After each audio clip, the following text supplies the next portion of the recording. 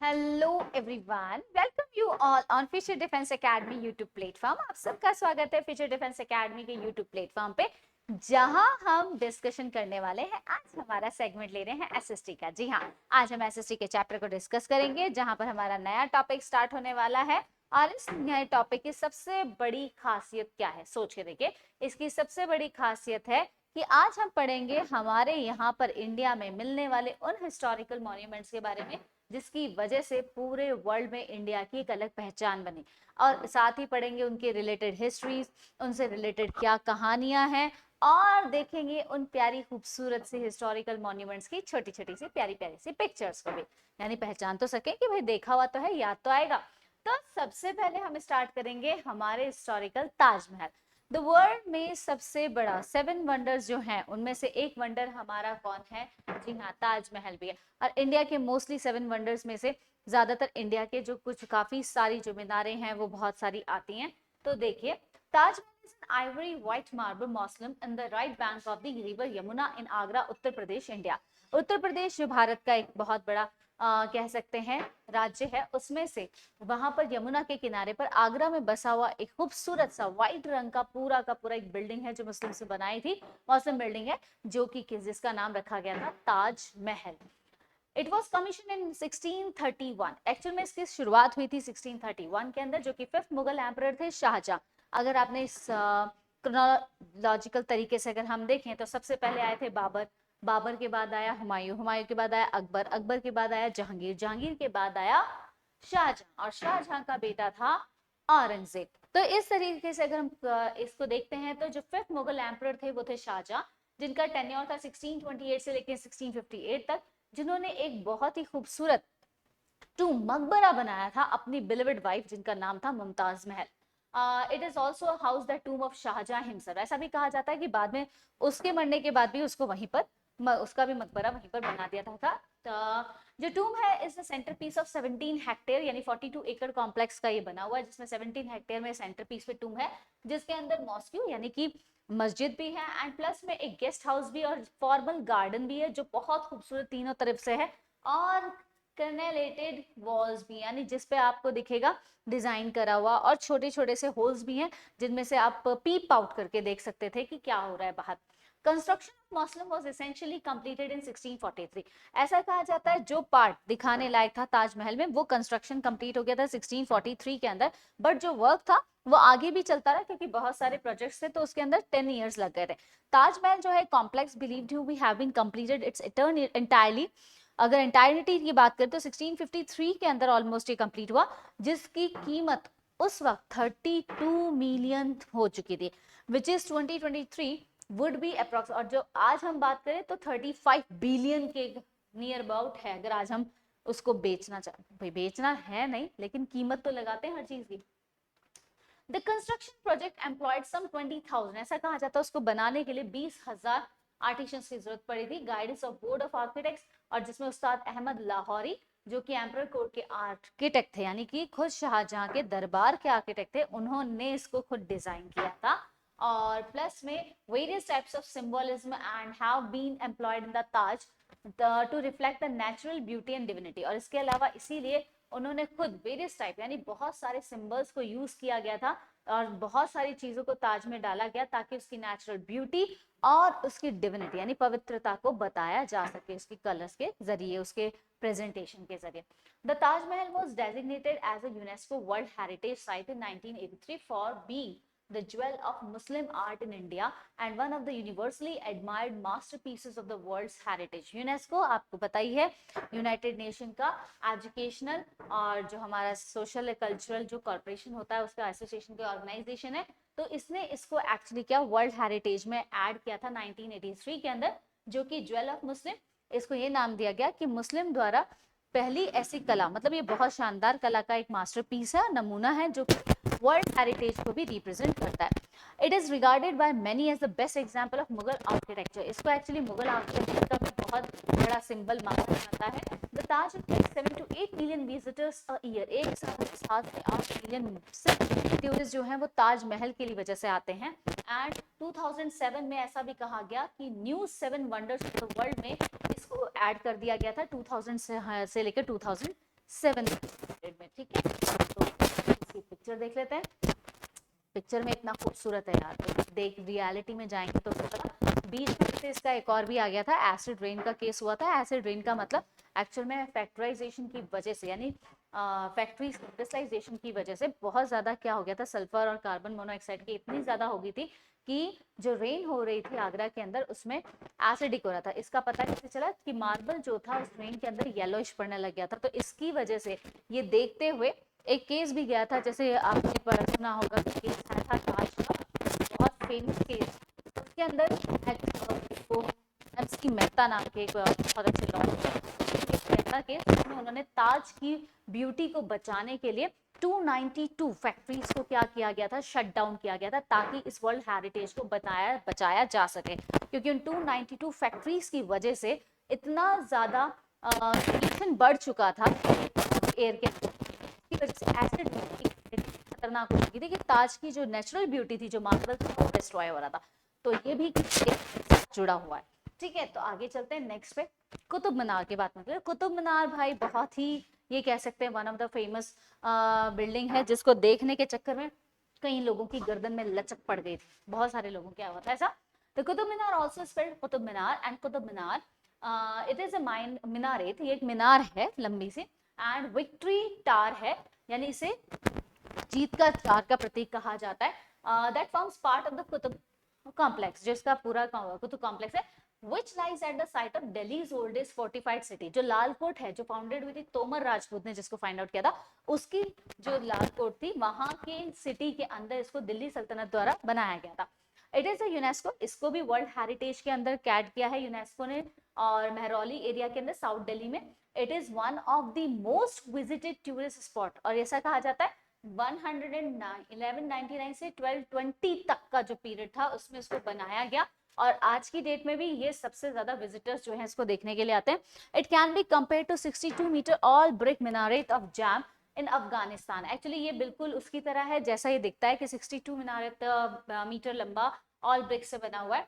और सी जब टाइम था 1190 का, which was constructed a decade, जिसको बनने में कम से कम 10 साल का कहा जाता टाइम, और प्रोबेबल स्टार्ट जो दिल्ली टार की तरह हुआ। The surface of the both of the elaborate decorated with inscriptions and geometric pattern। इसका अगर सरफेस देखेंगे तो बहुत ही अच्छे खूबसूरत से ज्योमेट्रिक तरीके से इसको बनाया गया, एंड प्लस में और भी क्या है, इसको डेकोरेट बहुत ही खूबसूरत तरीके से किया हुआ है, और इंस्क्रिप्शंस भी हैं। आप नीचे देखेंगे तो उसमें लिखा, खोद कर जो पत्थर वगैरह पे जो लिखा जाता है वो बहुत खूबसूरत तरीके से लिखा हुआ है। The Qutub Minar has a shaft that is fluted with a superb stalactite bracketing under the balconies, और उसकी जो बालकनीज हैं वो भी इतनी खूबसूरती से डिजाइन की गई हैं कि अलग से ही उसका क्या आता है, नजारा देखने को मिलता है। मतलब हर जो लेवल पे अगर आप जाएंगे, फर्स्ट मीनार, सेकंड मीनार, तो वो मीनारों के अंदर जो उन्होंने बना रखी है खूबसूरती से उसकी आउटलाइनिंग, वो भी बहुत खूबसूरत है बालकनी का, at the top of each stage। In general, minarets were slow to be used in India। Generally India के अंदर थोड़ा कम यूज हुआ, and are often detach from the main mosque where they exist, और इनको फिर main mosque इलाके से अलग कर दिया गया, डिटैच कर दिया गया, क्योंकि काफी सारे इंसिडेंट्स इसमें फेस आउट हुए थे, बाद में लोगों ने करने की कोशिश की थी। ये आपको दिख ही रहा है, ये देखिए, ये इतनी लंबी मीनार है, ज्योमेट्रिक पैटर्न से इसको बनाया गया, नीचे देखिए, और ये देखो इसकी जो एजेस हैं, ये इसके जो दिख रहे हैं कितने खूबसूरत हैं। पहले इसमें ये था कि लोगों को अंदर एंट्री मिलती थी, मतलब जाते थे, बट बीच में बहुत सारे ऐसे केसेस भी हुए जिसकी वजह से कुतुब मीनार के अंदर की जो एंट्री है वो बंद कर दी गई। उसका कारण था बहुत सारे लोगों ने इसको एज अ अपने सुसाइड अटेम्प्ट्स के लिए यूज करना शुरू कर दिया, बहुत सारे लोगों ने इसको खराब करना भी शुरू किया, अंदर जाके इसकी डैमेज की, इसकी खूबसूरती। तो इस वजह से हमारी जो इंडियन गवर्नमेंट है उसने बैन लगा दिया, वरना पहले सीरियसली अंदर जाके आपको हर मीनार पे चढ़कर जाके ऑब्जर्व करने का पूरा मौका दिया जाता था, आजकल नहीं। और आप अगर यहाँ नीचे खड़े हैं और सीधा ऊपर देखने की कोशिश करेंगे तो देखते देखते देखते कई जने तो लुढ़क भी गए थे। ओके, अब आते हैं चार मीनार पे। चार मीनार भी बड़ा खूबसूरत है, सीरियसली। चार मीनार, जो चार मीनार है उसके लिए बहुत फेमस है। चलिए पढ़ते हैं चार मीनार के बारे में। चार मीनार का मतलब है, लिटरली इसका मतलब होता है चार मीनार, यानी कि 4 मीनार जो है उसकी। It is a monument located in Hyderabad, Telangana, India. आज की डेट में जो हैदराबाद तेलंगाना में आता है उसमें, लेकिन एक जमाने में तेलंगाना एंड आंध्र प्रदेश वाली वन पार्टी, हम अच्छे से जानते हैं। कंस्ट्रक्टेड इन 1591, इसको बनाया गया था 1591 के अंदर। The landmark is a symbol of Hyderabad, ये एक्चुअली लैंडमार्क सिंबल बन चुका है आज हैदराबाद की पहचान। चार मीनार, भाई चार मीनार कहाँ है? हैदराबाद में। कहाँ जा रहे हैं? चार मीनार देखने के लिए जा रहे हैं। तो and officially incorporated in the emblem of Telangana, और आज एम्बलम के तौर पे तेलंगाना में इसको ऐड भी कर दिया गया है। And the Charminar's long history includes the existence of mosque on its top floor for more than 425 years. ऐसा कहा जाता है चार मीनार की जो सबसे बड़ा इतिहास ये है कि इसके अंदर एक जगह पर मस्जिद है एग्जिस्टेंस में, और वो टॉप फ्लोर पे आती है, जो कि 425 साल पुरानी है। वाइल जो बोथ हिस्टोरिकली और रिलीजियसली इसका दोनों तरीके से, हिस्ट्री के तौर पे भी बहुत इंपॉर्टेंस है और रिलीजियस बेस पे भी है। It is also known for its popular and busy local market. Hyderabad के चार मीनार का जो इलाका है वो सबसे ज्यादा मार्केट वाला इलाका। सीरियसली आप वहां जाओगे ना, आपको पुराने जमाने का सारा मटेरियल आज भी उतनी ही अच्छी सी बनी ऑथेंटिक, अगर कोई चीज खरीदनी है चार मीनार चले जाओ भैया, चार मीनार का मार्केट सबसे शानदार है।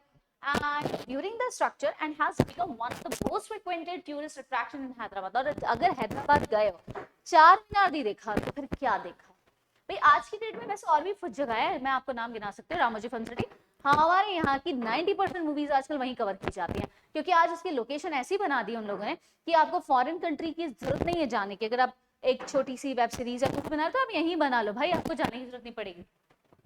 Charminar is also site of numerous festival celebrations, जैसे ईद उल अजहा यहाँ पर होता है, ईद उल फितर को सेलिब्रेट किया जाता है।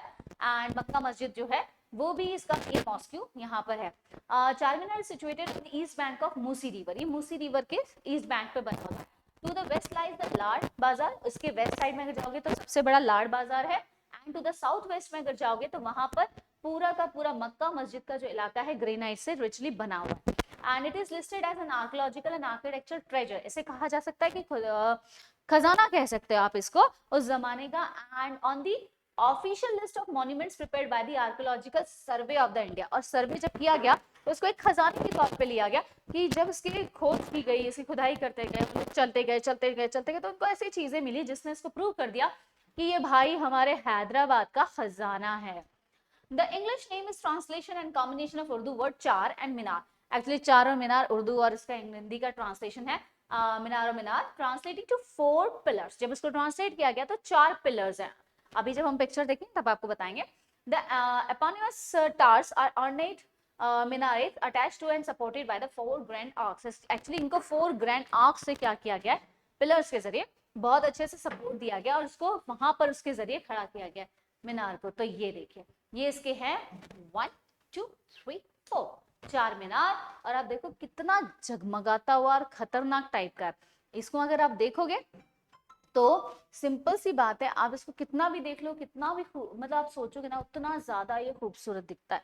रात के समय तो इसका नजारा ही क्या है, अलग है, बहुत अच्छा शानदार है। नेक्स्ट चलते हैं, द गेटवे ऑफ इंडिया। अगर हम बात करें तो gateway of India is one of the very nice thing है ना। The gateway of India is an arc monument completed in 1924।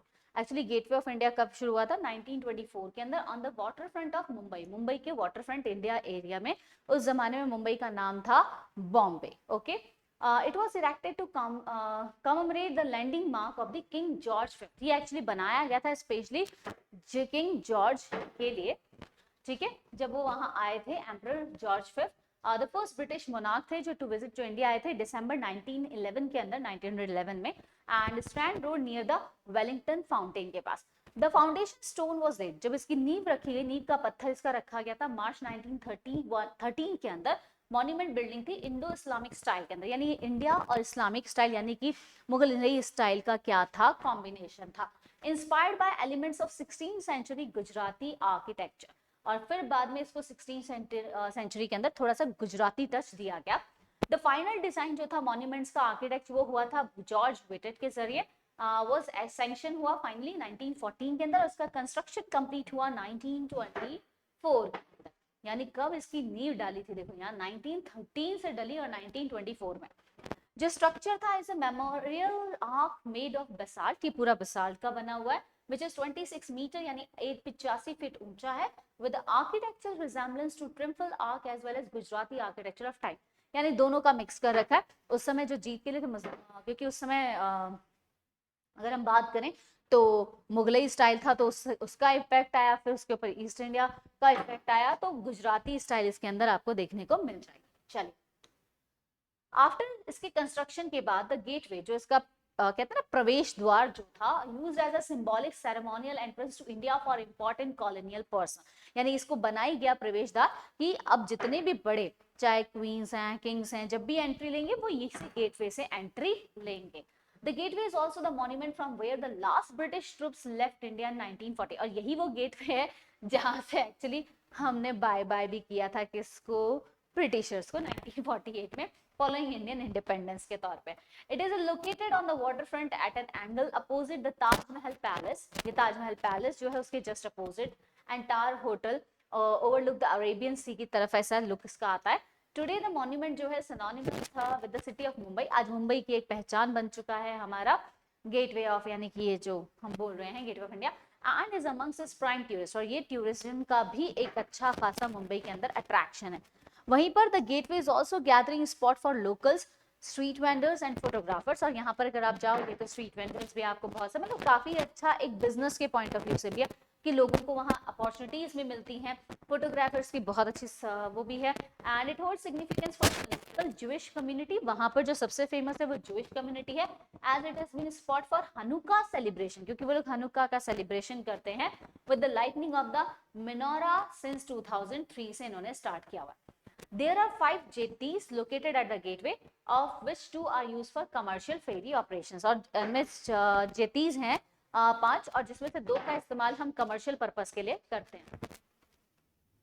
The gateway was the site of the terror attack हुआ था 2003 में, यहीं से हुआ था, when there was a bomb blast in taxi parked in the front of it. Access to gateway was restricted. उसके बाद से काफी हद तक इस पे restrictions लगा दी गई premises में एंटर होने के लिए। मुंबई टेरर अटैक हुआ, फिर ताज होटल के अपोजिट जो था, एंड लोकेशन जो थी उसकी तो विसिनिटी की वजह से इसको टारगेट किया जाता है, क्योंकि सबसे ज्यादा पब्लिक यहाँ पर होती है, तो ये थोड़ा सा अब आज की डेट में रिस्ट्रिक्टेड एरिया हो चुका है। एंड मार्च 2019 के अंदर महाराष्ट्र स्टेट गवर्नमेंट जो उसने प्रपोज किया कि 4 स्टेप प्लान उसके लिए डेवलप किया गया, जिसमें टूरिज्म को बढ़ावा दिया गया following a direction issued by the state governor जो था उनके फरवरी 2019 के तहत, ताकि उसमें टूरिज्म को भी बढ़ावा मिल सके।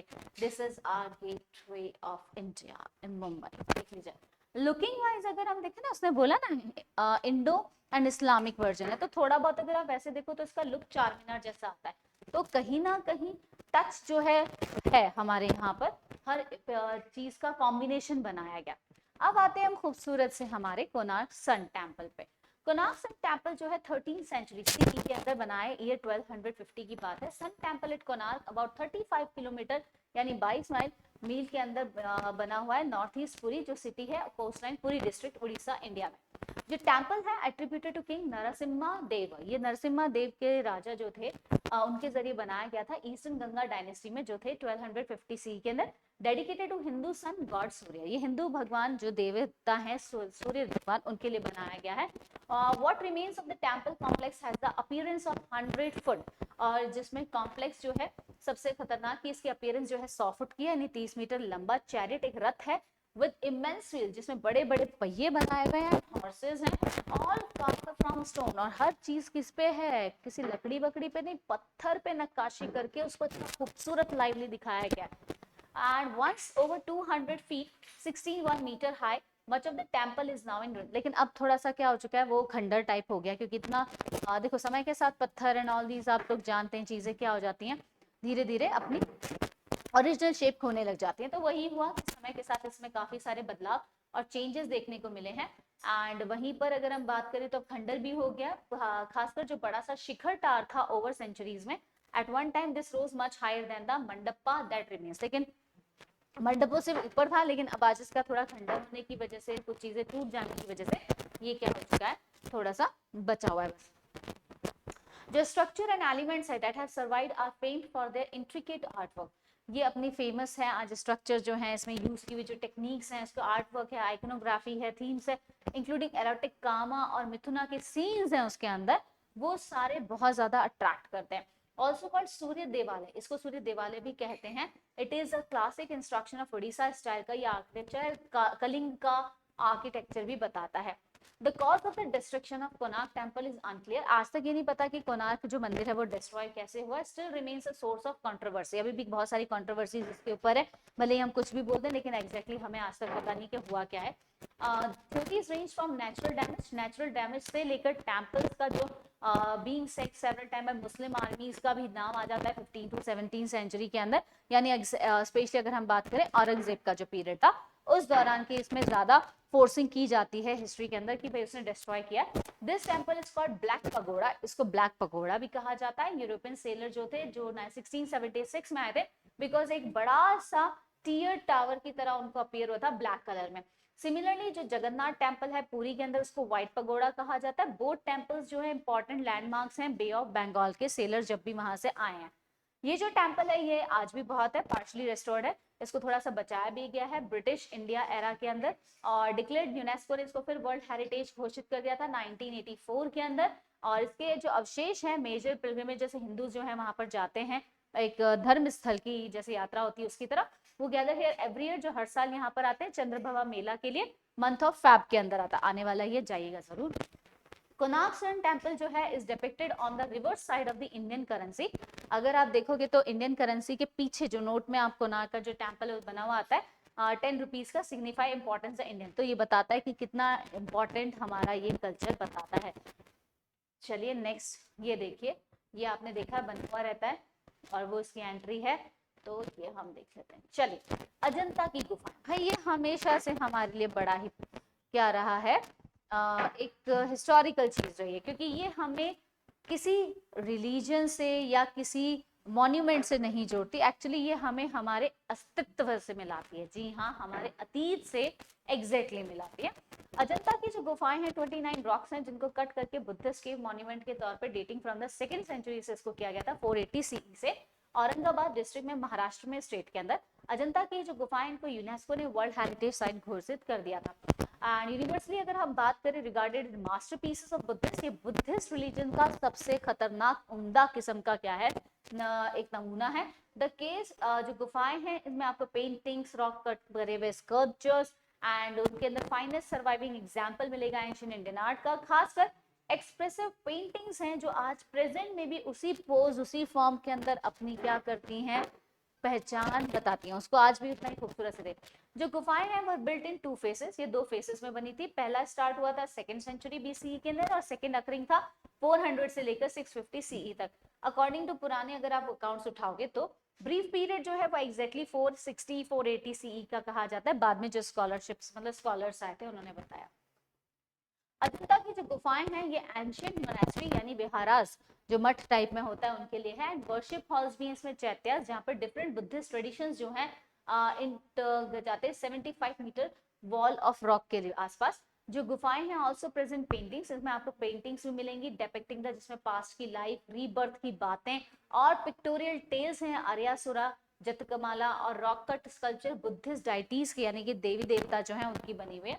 टेक्सचुअल रिकॉर्ड्स भी आपको यहाँ पर गुफाओं में मिल जाते हैं, जो मानसून में रिट्रीट ऑफ जो मॉन्क्स वगैरह आते थे, as well as resting site for merchants. और इसमें आपको ये भी कह सकते हैं सराय भी मिल जाएंगे जहाँ पर मॉन्क्स वगैरह के ठहरने की व्यवस्था भी हुआ करती थी, यानी यात्रा करके आ रहे हैं तो पिलग्रिम्स वगैरह।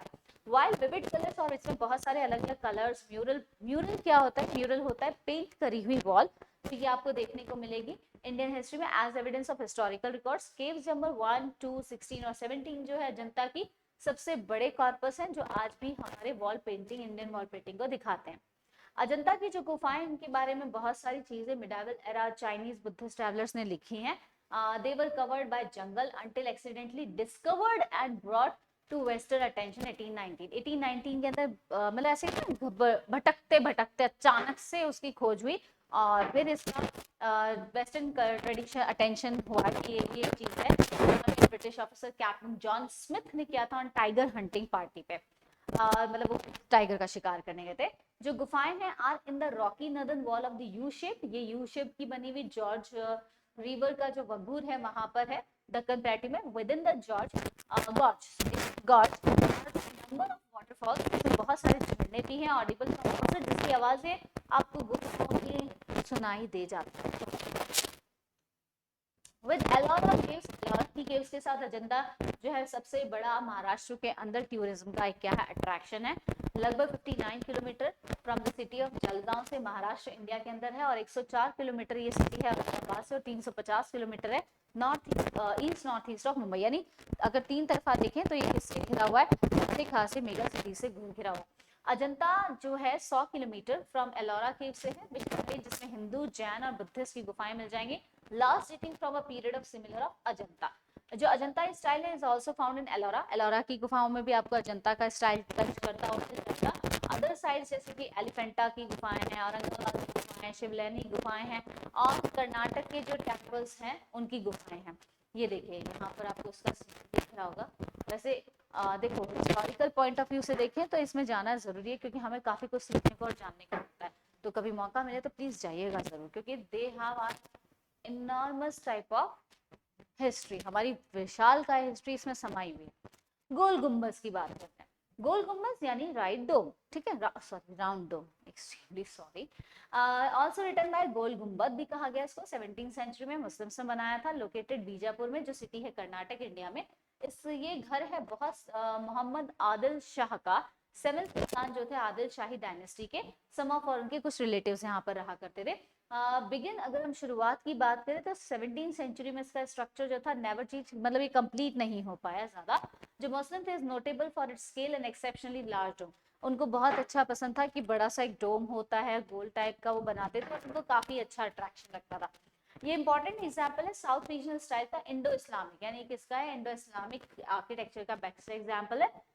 जो बिल्डिंग थी is one of those put to the UNESCO. UNESCO ने इसको टेंटेटिव लिस्ट में डाला हुआ है और ये हो सकता है 2014 के अंदर बाद में इसको वर्ल्ड हेरिटेज की कैटेगरी में था। Under the name of monuments and forts of the Deccan सल्तनत, और बाद में इसको मॉन्यूमेंट्स और दक्कन सल्तनत के नाम पर डाला गया। ये दिख रहा है अब फेमसली क्यों है गोल गुम्बज, इसकी वजह से। ये ऊपर जो इसका हेड है वो पूरा गोल गुम्बज पैटर्न में। ये स्पेशली जो था, अगर हम बात करें, ये इंडिया में नहीं था, ये एक्चुअली ईरानियन कल्चर आर्किटेक्चर में था। तो जब मुगल्स यहाँ आए तो वो अपने साथ में ईरानी जो कल्चर था, ईरानी जो उनके स्टाइल था वो लेकर आए। तो यहाँ पर फिर बाद में ज्यादातर लोगों ने इसको भी ऐड करना शुरू कर दिया था। सो स्टूडेंट्स, आज का कंटेंट हमारा इतना था। हिस्टोरिकल मॉन्यूमेंट्स के बारे में आगे भी हम पढ़ेंगे। कल हम दोबारा से इसके आगे की जो और हमारे भारत में फेमस है उनको देखेंगे। उम्मीद करते हैं आज की छोटी सी हिस्ट्री के साथ आपकी जो मुलाकात कराई वो अच्छी लगी होगी और उम्मीद करती हूँ आज की क्लास आपको पसंद आई होगी। और भी कोई क्वेरी, डाउट्स या कुछ भी हो तो प्लीज हमारे नीचे नंबर दे रखे हैं, आप प्लीज उस पर अपने व्हाट्सएप कर सकते हैं एनी टाइम और उस पर आपको रिप्लाई मिल जाएगा। सो आज की क्लास को यहीं तक खत्म करते हैं और जल्द ही आपके पास 2-3 इंफॉर्मेटिव वीडियोस आने वाले हैं जिसके अंदर हम लोग हमारे स्कॉलरशिप टेस्ट को डिक्लेयर करने वाले हैं फॉर RIMC स्टूडेंट्स के लिए। प्लस में हम लोग डिक्लेयर करने वाले हैं RMS और सैनिक के स्कॉलरशिप टेस्ट की। और एक छोटा सा वीडियो हम देंगे आपको कि RIMC के जो फॉर्म्स हैं जो लास्ट पैटर्न पे है कि भेजने किस तरीके से और कैसे आपको उसको सही तरीके से फिल करना है, क्योंकि काफी लोगों के अभी तक पहुंचे नहीं है, स्टिल दे आर वेटिंग, क्योंकि ये प्रॉब्लम है, इशू है, क्या कर सकते हैं इसका। तो चलिए जल्दी ही मिलते हैं। Till then thank you so much. जय हिंद, जय भारत। कल फिर मिलेंगे। गुड नाइट, शबा खैर, सायनारा।